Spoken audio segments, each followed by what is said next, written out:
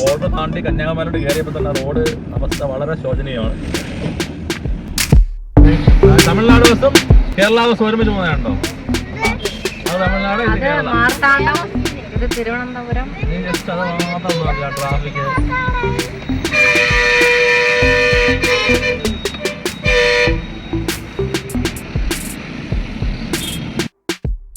രാവിലെ 4:05 മണി ആ സമയത്ത് വീട്ടിൽ നിന്ന് ഇറങ്ങിയായിരുന്നു.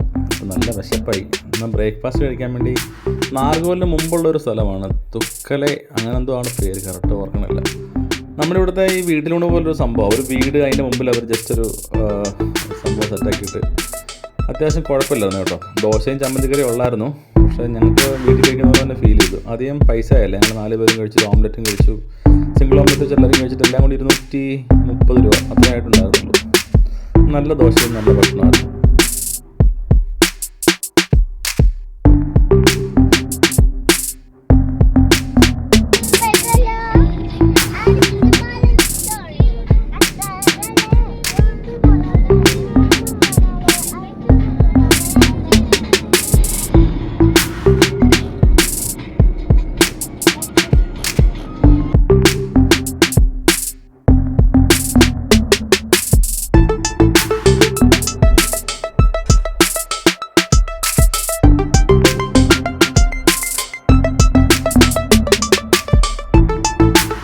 ഏകദേശം ഒരു 11 മണിയൊക്കെ ആയപ്പോഴത്തേക്ക് ഞങ്ങൾ കന്യാകുമാരിയിലെത്തി.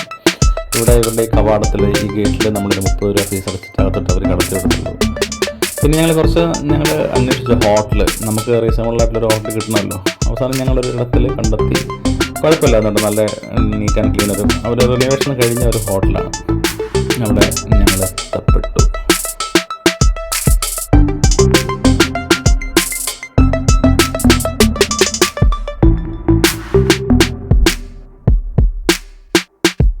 അങ്ങനെ അവസാനം ഞങ്ങൾ റൂം കണ്ടെത്തി. ഹലോ, ഇഷ്ടപ്പെട്ടോ? അടിപൊളിയാ അല്ലേ? സൂപ്പർ റൂമാണ്.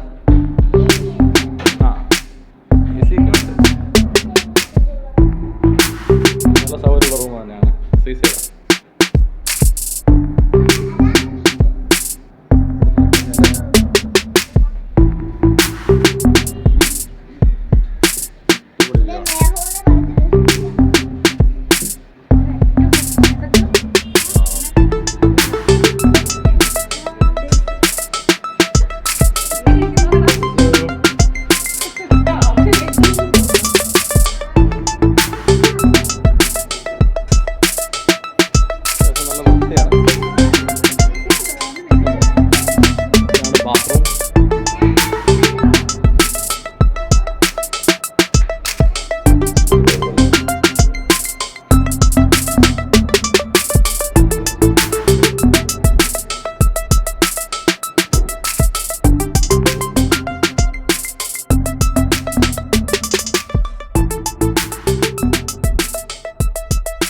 രാവിലെ ഒരു 4 മണിക്ക് മുന്നേ എഴുന്നേറ്റ് വീട്ടിലെ കാര്യങ്ങളൊക്കെ റെഡിയാക്കിയിട്ടാണ് ഞങ്ങൾ അവിടെ നിന്ന് ഇറങ്ങിയത്. അതുകൊണ്ടാവാം നല്ല ക്ഷീണം ഉണ്ടാകും.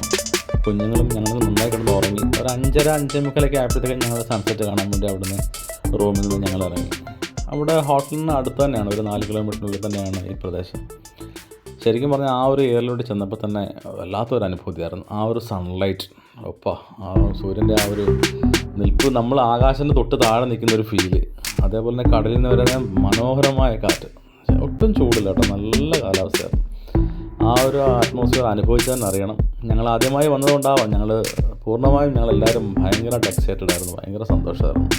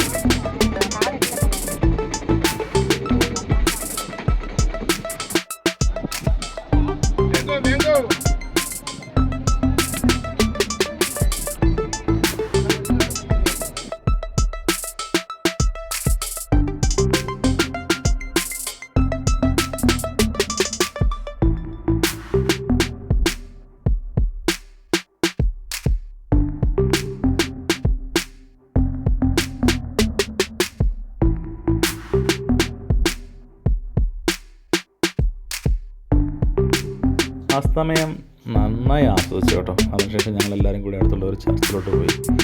Shin of our lady of ransom, മാതാവിൻ്റെ ചർച്ചാണെന്ന് തോന്നുന്നു. പക്ഷെ അവിടെ ഞങ്ങൾ കുറേ നേരം ഇരുന്നു. വളരെ മനസ്സിലേക്ക് വളരെ ഒരു സന്തോഷവും സമാധാനവും കിട്ടിയ പോലെ. പിന്നെ റൂമിൽ പോയി കിടന്ന് ഉറങ്ങി. അതിനുശേഷം രാവിലെ ഞങ്ങൾ എഴുന്നേക്കണമല്ലോ സൂര്യോദയം കാണാൻ വേണ്ടി. അപ്പോൾ അവിടെ അടുത്ത് തന്നെ ആയിരുന്നു റൂം. പിന്നെ ഞങ്ങൾ രാവിലെ എഴുന്നേറ്റ് ഞങ്ങളൊരു 4-4:30 സമയം, അതപ്പോൾ എഴുന്നേറ്റ് തോന്നുന്നു. എന്നിട്ട് കുളിച്ചിട്ട് എല്ലാവരും കൂടെ ഒരു 5 മണി സമയം, 5:15 ആയപ്പോൾ 5 മണിയായി തോന്നും. ഞങ്ങൾ പതുക്കെ സൂര്യോദയം കാണുന്ന ആ സ്പോട്ടിലേക്ക് അവിടെ നടന്നു പോകണം, വണ്ടി പാർക്ക് ചെയ്തിട്ട്. ഏകദേശം ആ ഹോട്ടലിൽ നിന്ന് ഒരു 1.5 കിലോമീറ്റർ. രസകരമായ പല കാഴ്ചകളും അവിടെ കാണാൻ പറ്റുന്നുണ്ടായിരുന്നു. ഒരുപാട് ആൾക്കാരുണ്ട്. അപ്പോൾ ആ നാടിൻ്റെ ഒരു കൾച്ചറും അതിൻ്റെ ഒരു സൗന്ദര്യവും നമുക്ക് അടുത്തറിയാൻ പറ്റും. അവിടെ ചെന്നപ്പോൾ നല്ല തിരക്കായിരുന്നു. ആൾക്കാർ കാണാൻ വേണ്ടി അവരവരുടെ സീറ്റ് ബുക്ക് ചെയ്ത് റെഡിയായിരിക്കുകയാണ്.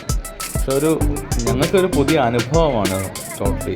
ശരിക്കും ആ സൂര്യോദയം കാണുക എന്നുള്ള ആ ഒരു ലക്ഷ്യത്തോടു കൂടിയാണ് പറ്റുന്നത് ഞങ്ങൾ കാണുന്നത്. അപ്പോൾ അതിനുവേണ്ടിയുള്ളൊരു കാത്തിരിപ്പായിരുന്നു പിന്നീടുള്ള കുറച്ച് നേരത്തേക്ക്.